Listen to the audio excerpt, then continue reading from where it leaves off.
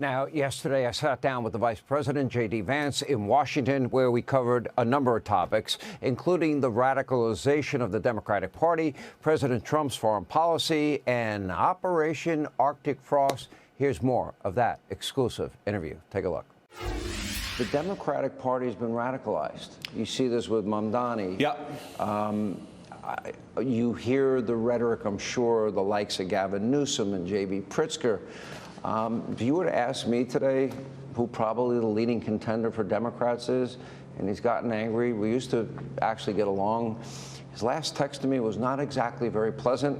I might tell you offline, but I will keep the confidence. I'm very curious about this, Sean. Oh yeah, it got my attention. Let's put it that way. Yeah. But in all fairness, I think he sees that his only path is to go hardcore left-wing base.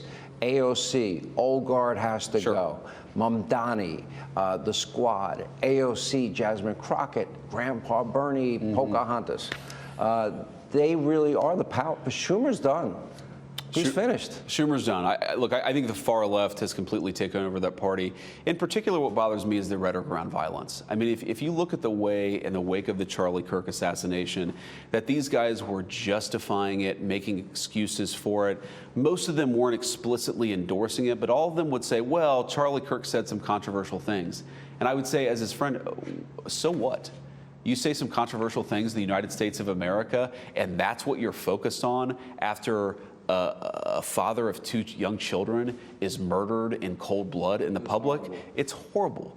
And your attitude should be, when something like that happens, I don't care what you said, I don't care what political disagreements were, that was wrong. Murdering somebody is wrong, full stop, no follow-up, no caveats, no hums and ha's. Just have the moral clarity to actually say murdering people who you disagree with is disgusting and wrong. That's how I think fundamentally you end political violence in this country, is you have leaders on both the left and the right who are willing to condemn it without any exception. Unfortunately, you've got a lot of people on the far left who are not willing to condemn it without exception. I also asked Sean, I mean, I'm fundamentally an empathetic person. I try to understand where other people are coming from. And when I see people voting for a communist in New York City for mayor, when I see people voting for radicalism all over our country, especially young Americans, the question I'm asking myself is, what happened under the Biden administration to so radicalize young people? And there's a chart, actually, Charlie Kirkwood sent it to me, and it was the percentage of Americans who are married and own a home has fallen off a cliff. The percentage of young Americans who are married and have owned a home. We're trying to rebuild that and fix that by bringing down the cost of housing, by actually making it possible to build a life with somebody, making it more affordable to live a good life with the person that you love.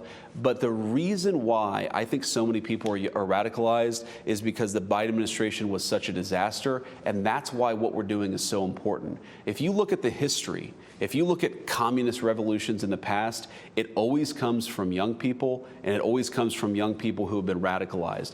I think the way to de-radicalize people is to actually give them a better opportunity and a better future and a better path forward. It's why I'm so honored to serve the President of the United States, because that's what he asks us every single day. How do we serve the interests of Americans first? That focus is why I think we're going to rebuild the American dream, and why the far left is not going to win in this country, because they're going to realize there's a better pathway out there. We're charting it every single day. I have just two more questions, and you've been very generous with your time. Thank you. Absolutely. We haven't talked at all about foreign policy. Sure. It definitely has defined your first year as vice president, the president's first year. He's been very active in helping to resolve conflict and war around the world. Absolutely. He's expended tremendous political capital. I describe it as the Trump doctrine. I think I'm the only one that talks about it, maybe. We should all talk about it more, because I do think it's a unique perspective on American foreign policy, but it's the right perspective. But go ahead. Well, you know what? Why don't you pick it up from there? Because it's new in a lot of ways. It's kind of a combination of ideas, but no forever wars. However, we identify evil where it exists. It doesn't mean that we're not going to have the most powerful military on the face of the earth. Doesn't mean we won't use that military. Taking out Iran's nuclear sites, the ISIS caliphate, et cetera. I think it's the perfect balance Obviously, some people disagree. Your thoughts? Yeah, so you hear this term peace through strength, and I would say, if anything, the Trump doctrine, I've never talked to the president about this, but I would add something. I would say peace through strength and wisdom. And here's what that means to me. First of all, he's focused on peace because he recognizes that conflict is destabilizing. Conflict leads to refugee crises. Conflict leads to food prices skyrocketing for American citizens. So he's focused on peace. The way to achieve peace is to be the strongest military in the world, to be able to go anywhere you need to, because very often, if people know you can come, that's what allows you to establish peace in the first place, that deterrence effect. But it's also uniquely wise. And I would always say this when I was in the Senate. What made the president's first-term foreign policy was so successful, and I think the second term too, it's not just the strength part, it's the wisdom part. Because there are so many people, for example, people say, how could he have gone and visited Kim Jong-un in North Korea? Doesn't he know that person's evil? And the President of the United States says, whatever you think about the person, why not sit down and have a conversation and try to understand if there are ways to advance America's interests? I've heard so many people criticize the President of the United States for talking to Vladimir Putin. You don't have to agree with Vladimir Putin's decision to invade Ukraine, but if you want to bring about peace, you've got to be strong. You've also got to talk to people. You've got to engage in that aggressive, engaged diplomacy.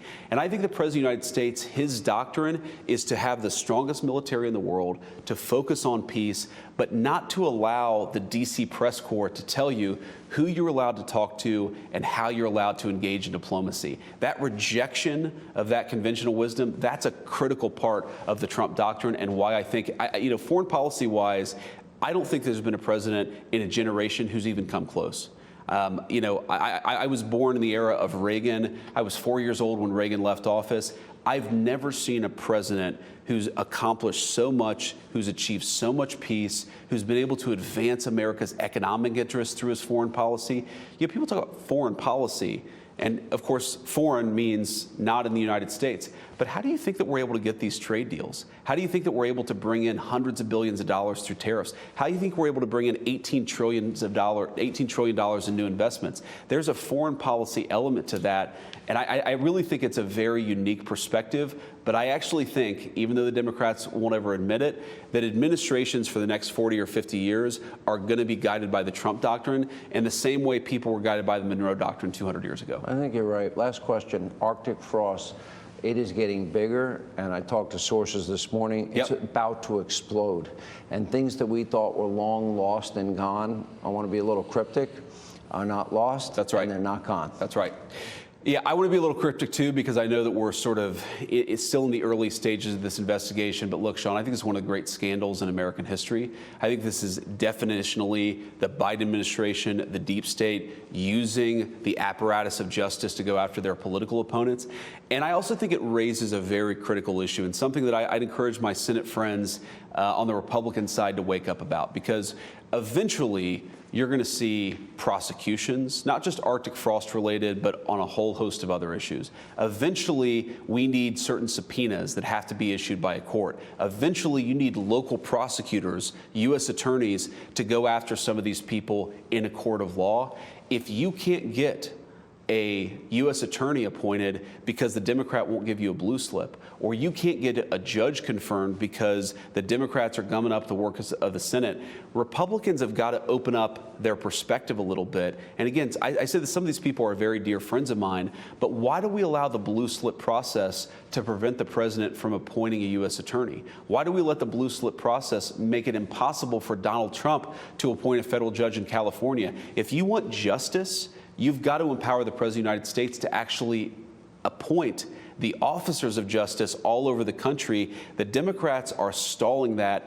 And we're going to wake up in a couple of years, if we don't have more U.S. attorneys approved, if we don't have more judges approved, we're going to wake up in a couple of years and realize that we've done a lot of great work at the Trump administration, but justice is not being meted out as it should be because we don't have the people on the ground. That is a big problem. And I know that that's somewhat unrelated to Arctic frost, but it actually is related to Arctic frost, because you cannot get the justice for the people who are targeted by the Biden administration unless we've got good people, especially in these U.S. attorneys' offices. And that's something, Sean, we got to pay attention to over the next year. It's sad because the statute of limitations. I make the argument all the time that from the moment he and Melania came down that escalator, they've been out to destroy him and using the very 100%. heavy arm, deep powers, deep state to do it. And spying on him, prosecuting him, horrible. Investigating senators, congressmen who are just aligned with the President of the United States. You're right. Some of this stuff is going to get Talk covered show by hosts. statute of limitations. Yeah. Some of this stuff, Sean,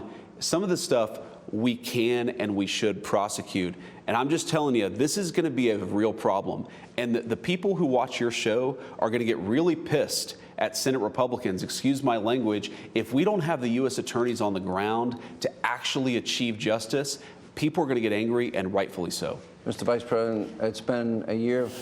You're going to hate me a year from now. Because I'm going to ask you, what are your future plans? What are your future plans? But at least I didn't have to go there this year. We appreciate all your generous time. Thank you. Appreciate it.